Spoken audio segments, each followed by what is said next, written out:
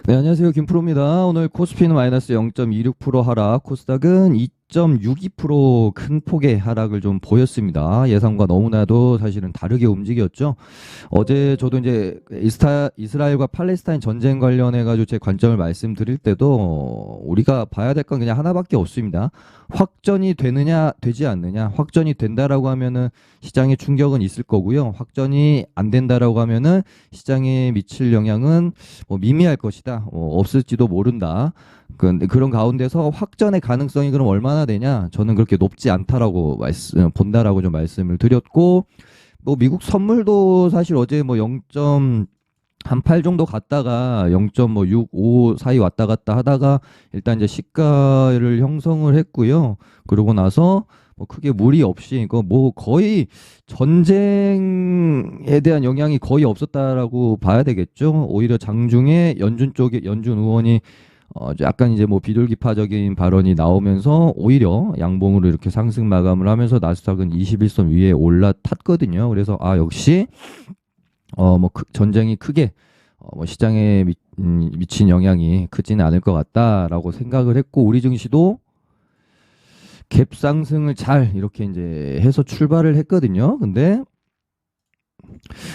이제 장중으로 갈수록 뭔가 슬슬 좀 분위기가 좀 쎄하면서 약간 10월 5일 날 보여줬던 이때랑 비슷한 패턴으로 가는 느낌이 좀 싸한 느낌이 들었어요. 이때도 갭 띄우고 밀었다가 장중에 오전 이제 장중 고점 구간 안에서 뻑이다가 이제 장 후반에 이런 식으로 이제 투매가 나왔거든요.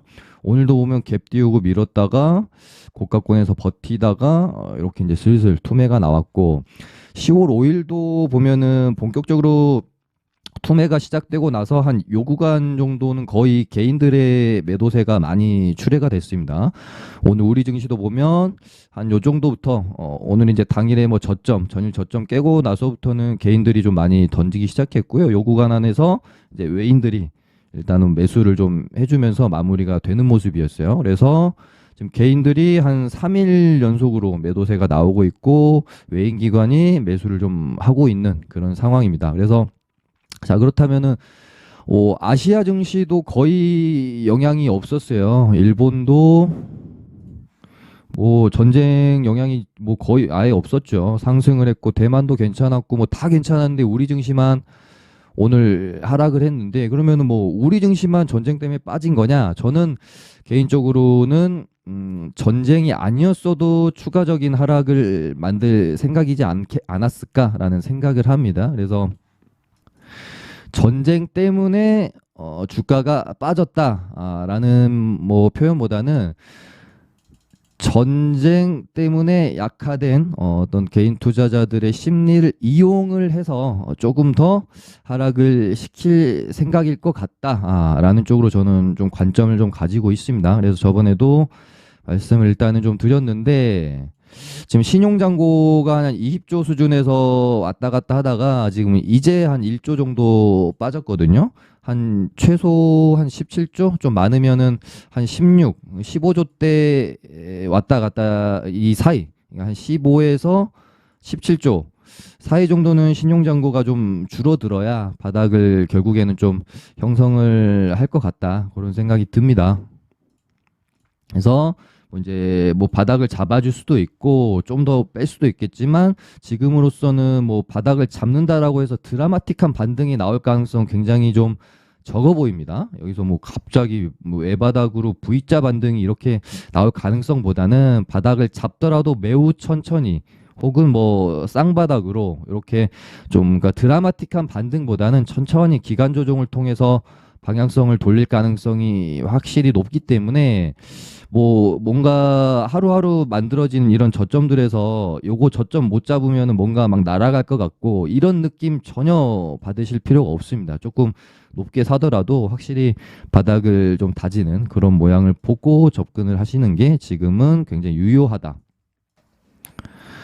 라는 생각이 들고 1차적으로는 한번 기다려 봐야 될 것 같아요. 이 신용 잔고가 한 17조? 일단 그래도 한 17조짜까지는 좀 봐야 될 것 같고 한 15조까지 밀리긴 좀 쉽지는 않을 것 같아요. 왜냐면은 요때 이제 연말 때가 15조 한 8천억, 9천억 그랬던 걸로 기억을 하거든요. 이때 제일 이제 신용 잔고가 많이 줄었을 때가. 그래서 요 구간 안에서 뭐 15조까지 보긴 좀 힘들 수도 있을 것 같고 한 17, 언제 뭐 언저리에서 좀 형성이 됐으면 좋겠다라는 마음으로 일단은 조금 더 시장을 지켜보자.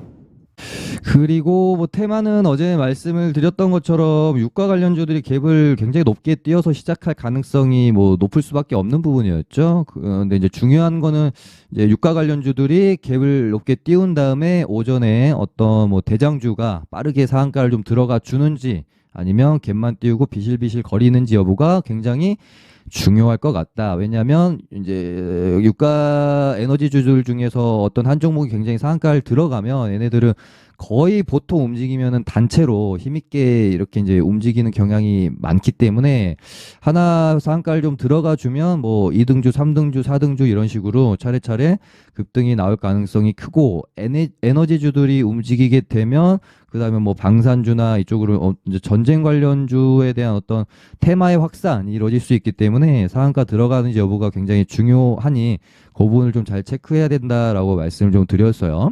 그래서 흥구석유가 대장 역할을 좀 하다가 앙코르유전이 이제 1등주로 바뀌면서 상한가를 들어갔고요. 얘 같은 경우에는 예전에 끼가 어마어마한 종목이었어서 일단은 1등주로 좀 체인지가 된 상황이긴 하지만 그래도 흥구석유가 주도주는 주도주라고 봐야 되겠죠. 그리고 나서 3등주 한국석유, 뭐 중앙에너비스, 국동유화, 뭐 가스 관련주도 움직였고 장중에는 방산주로 우리가 알고 있는 빅텍이랑 스페코까지 급등이 나오면서 굉장히 오늘 전쟁 테마가 강한 모습을 보였습니다.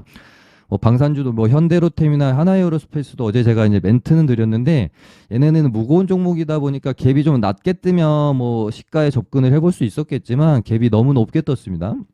거의 한 7%, 8%가 떠버렸기 때문에 이런 거는 접근하기가 좀 쉽지는 않겠죠.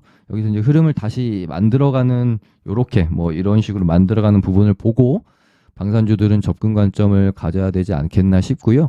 일단은 지금 얘네들이 또 쉽게 죽지 않을 가능성이 높은 게 이제 이스라엘 쪽에서도 이제 미국 측에다가 보복을 이제 감행을 할 것이다라고 이제 말을 했고 미국 쪽에서도 어떻게 보면 이제 침묵했다라는 것은 이제 용인한 거잖아요. 그래 너희 뭐 보복해라고 이제 용인한 거라고 볼 수밖에 없고 지금 이 의지가 굉장히 강력합니다. 이스라엘의 이 의지가 적당히 그냥 뭐 보여주기 식으로 보복하고 끝내려고 하는 거는 전혀 아닌 것 같아요. 그래서 지금 예전에 이스라엘 팔레스타인 전쟁에서 가장 오랜 기간 갔던 게 한 50일 정도라고 하거든요. 근데 이번에 지금 뭐 이 기간을 넘길 수도 있지 않겠느냐 그렇게 보고 있는 측면도 좀 많고요.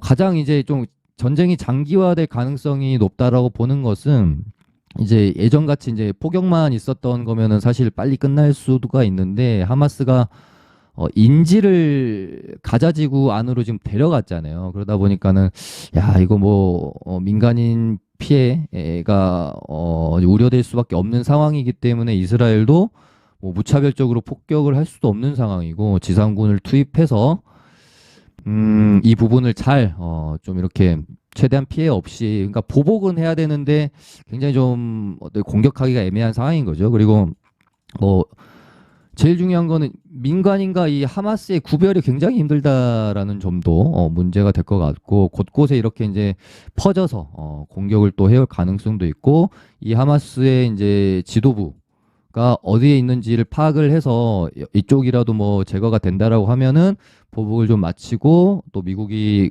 어느 정도 이제 이스라엘이 보복을 마치게 되면 미국 쪽에서 휴전을 제한하지 않겠어요? 그러면서 이제 일단락될 확률이 좀 있을 것 같은데 이 지도부 세력이 또 어디 이제 숨어 있어서 찾기가 또 굉장히 어렵다고 해요. 그래서 이스라엘이 어떤 방식으로 가자지구에 대한 가자지구 쪽에 이제 뭐 포격을 한다든지 보복을 할지 이런 부분들 좀 추이를 지켜봐야 될 것 같아요. 그래서 물론 이제 뭐 몇 주 정도 지나면 이쪽 테마도 그러니까 전쟁이 확전이 되지 않는 이상 어느 정도 뭐 그렇게 좀 피로감은 좀 있을 테니까 뭐 유가도 물론 이제 봐야 되겠지만요. 러시아 우크라이나 전쟁 때만큼 그때만큼 강력한 힘을 이 테마가 보여줄 것 같지는 않고요. 러시아 우크라이나에 비해서는 좀 다소 약하거나 조금 그 시세가 유지되는 기간도 러시아 우크라이나 전쟁에 비해서는 좀 다소 그러니까 힘도 약하고 좀 짧을 확률이 크지 않겠느냐. 일단은 그렇게 보고 있습니다. 근데 뭐 전통적으로 이 석유주들이 시세 자체를 굉장히 이렇게 길게 끌고 갔던 적이 거의 없어요. 보통 보면은 한번 뽑을 때 약간 이제 단발성으로 뽑고 죽는 경우가 거의 대부분이죠. 뭐 이때도 그렇고요. 뭐 이때도 그렇고. 그러니까 뽑고 뭐 죽이고 또 이렇게 시세를 내면서 가는 경우가 참 거의 없기 때문에 유가 관련주들은 그냥 뭐 시세 한번 줄 때 그나마 길었던 게 이때 한 파동 한 두 파동 정도 나왔었네요. 그러니까 기간적으로만 봐도 굉장히 좀 짧죠. 그래서 유가 관련주는 뭐 그렇게 길게 우리가 롱텀하게 뭐 끌고 갈 수 있는 뭐 테마는 아니라고 보고요. 단발성으로 뭐 본다든지 좀 트레이딩 영역 안에서 보시는 게 좀 좋지 않겠느냐. 그래서 뭐 여기서 1파. 근데 이거 이제 뭐 1파에 거의 초회까지 왔다가 다시 가는 거기 때문에 이 박스를 이제 뭐 내일 뭐 별일이 없다라고 하면 갑자기 유가가 급락을 하게 되면 또 금방 또 짜게 식어버릴 가능성도 있기 때문에 에너지 관련주들은 참 공략하기가 그렇게 이제 쉽지는 않습니다. 그래서 이 박스 구간을 넘기고 요 구간 안에서 어떻게 진행이 되는지 좀 봐야 될 필요가 있을 것 같고 일단 유가는 뭐 아직까지 그렇게 큰 변동은 없네요. 전쟁 이제 터지기 전에 9월 말이었던가요? 그때 한 WTI가 90 한 4불까지인가 갔다가 그 다음에 한 80불 초반대로 내려왔다가 이번에 전쟁 때문에 지금 한 86불까지 다시 이제 반등이 나온 상황이고요. 일단 뭐 얘네들은 오늘 밤에 이제 미국 증시가 오르는지 내리는지 유가가 오르는지 내리는지 그리고 전쟁 양상 흐름이 어떻게 진행이 되는지 그 부분에 따라서 좀 흐름을 잘 파악하면서 따라가야 될 것 같습니다. 그 다음이 어제 좀 우려의 말씀을 드렸던 부분이 사우디 그러니까 어찌됐건 이제 중동 정세가 좀 어지러워지게 되면은 사우디가 지금 야심차게 좀 하려고 하고 있는 뭐 네옴시티에도 조금 뭐 지지부진할 수 있지 않겠느냐, 그러니까 추진 동력을 좀 잃을 수 있지 않겠느냐 그런 우려감이 반영이 될 수 있어가지고 이제 네옴시티 관련주들 이 좀 안 좋을 수 있겠다라고 어제 멘트를 좀 드렸는데요. 생각보다 조금 더 낙폭이 컸던 것 같아요. 일단은 빈살만 왕세자가 팔레스타인 중립적인 위치를 좀 이게 취하다가 팔레스타인을 지지한다라고 좀 발언을 해버렸습니다. 이 부분이 어떻게 보면 좀 더 낙폭을 키우게 만들었던 요소이지 않겠나 그렇게 생각이 들고요. 얘네는 뭐 당연히 전쟁 흐름 그리고 뭐 사우디 및 이란의 어떤 중동 정세가 어떻게 좀 가는지 아니면 진짜 뭐 그냥 이스라엘 팔레스타인의 전쟁으로만 완벽히 그냥 마무리가 좀 뭐 돼버리는 흐름으로 가는지 이런 부분들이 중요할 것 같아요.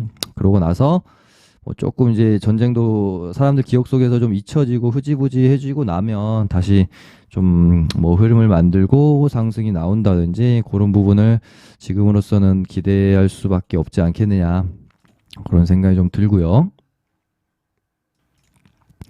그다음에 이 안 좋은 장에서도 가능 종목은 항상 있잖아요. 그래서 지금 뭐 볼 거는 신성 델타테크밖에 없다. 그래서 얘를 언급드리기 시작한 게 저도 뭐 예전에 뭐 한 달 전 뭐 두 달 뭐 방송에선가요? 그때도 뭐 언급을 좀 드렸었는데 얘가 뭔가 이렇게 자꾸 시세를 그러니까 초전도체라는 테마 자체로만 보면 거의 재료 소멸이 됐다라고 봐도 무방한데 왜 얘가 왜 이렇게 잘 버티고 있지라는 생각을 하면서 제가 이제 찾아본 바 신성 ST IPO라는 재료가 좀 있어서 얘가 이것까지 이용을 해서 좀 해 먹고 마무리를 시키려는 건가 의심스럽다라는 말씀을 좀 드렸잖아요. 그래서 신성 ST IPO가 이제 4월, 4월이래. 10월 19일 날 있기 때문에 요거를 좀 이용하는지 좀 잘 보자라는 멘트를 좀 드렸었는데, 근데 지금 움직임이 나오는 거 보면은, 그러니까 본격적으로 HTS에 기사 띄운 게 요날이었던 걸로 제가 기억을 하거든요. 이날인가 이날. 그래서 신성 ST로 여기 쌍봉까지는 한번 만들겠다라고 생각을 했던 겁니다, 저도. 근데 최근에 움직이는 거 보면은 뭔가 신성 ST보다는 초전도체로 그냥 올리는 것 같다라는 느낌도 들어요. 별다른 뉴스가 지금 있지는 않잖아요. 뭐 강력한 뭔가 좀 뉴스가 있는 건 아니거든요. 짜잘한 뉴스들은 좀 있는데, 그래서 지금은 이제 딱 기로죠. 얘가 전형적인, 그러니까 대시세를 내는 종목들이 외봉으로 빠지는 경우는 잘 없잖아요. 보통 보면은 이렇게 이제 쌍봉으로 죽는 경우가 사실은 좀 많죠. 아니면은 뭐 살짝 넘겨놓고 여기 이제 전고점 넘기면은 야 이거 넘겼다라고 보고 또 여기서 굉장히 많은 개인들이 또 달라들 수 있는 자리이기 때문에 보통은 쌍봉 맞고 죽던지 쌍봉 살짝 넘기고 죽던지 아니면 정말로 뭐 전고점까지 돌파하고 시세가 날 수도 있겠죠. 근데 지금은 뭔가 전고점까지 돌파를 시킬 만한 충분히 명분이 있는 뉴스나 재료가 나온 상황은 아니기 때문에 조금 조심하는 관점을 조금 더 저는 가져야 되지 않겠나 그런 생각이 듭니다. 워낙 또 주가도 높기도 하고요. 아싸리 정말 여기를 완벽하게 넘겨버리고 진행이 되는 거를 이제 좀 봐야 되지 않겠나. 얘의 먹을거리는 이제 요날 접근하기는 좀 사실 쉽지 않았죠. 그래서 요날 이 양봉을 보면서 뭔가 심상치 않다. 그러면 얘가 전고점까지는 한번 가질 수도 있겠구나라고 생각하고 안전하게 먹을 수 있는 구간은 여기 되는 겁니다. 여기서부터 이제 전고점까지. 그리고 지금은 이제는 안전한 구간은 아닙니다. 그러니까 내가 아는 영역은 아닌 거죠. 전고점까지 시세가 다 나왔기 때문에 여기서 돌파를 할지 맞고 쌍봉으로 떨어질지는 알 수가 없습니다. 그래서 이제부터는 조금 이제 확률이 낮은 영역, 여기서부터 여기까지는 좀 안전하고 확률 높은 영역이었다면 여기서부터는 이제 좀 확률이 떨어지는 구간이고 위험한 구간이기 때문에 조금 조심히 봐야 될 것 같다는 말씀을 좀 드리고요.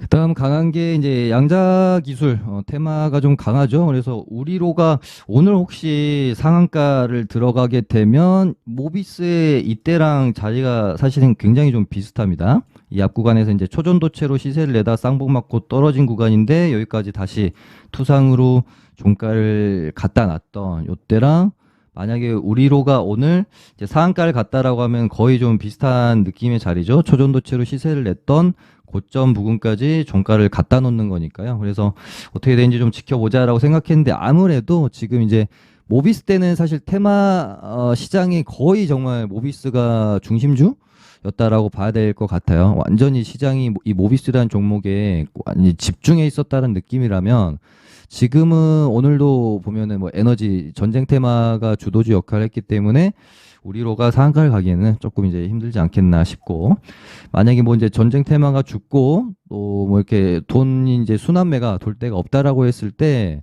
뭐 지금으로서는 이 뭐 양자 기술 쪽 테마가 쉽게는 죽지는 않을 수도 있겠다라는 생각이 들어서 뭐 계속해서 볼 필요는 있지 않을까.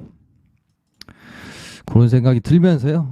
오늘 뭐 나머지 이제 섹터 종목 같은 경우는 뭐 계속 말씀드리고 있는 것처럼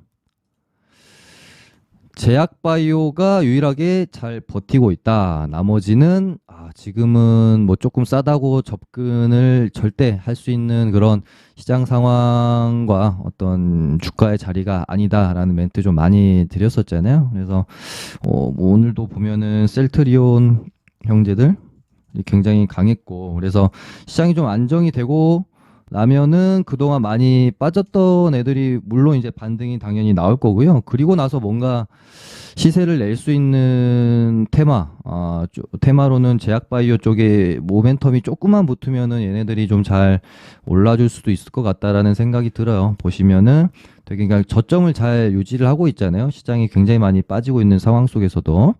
그래서 제약바이오를 좀 눈여겨 보자라는 멘트를 굉장히 지금 뭐 오랫동안 드리고 있습니다. 네. 네, 그럼 오늘은 이 정도 하고 마쳐보도록 할게요. 감사합니다.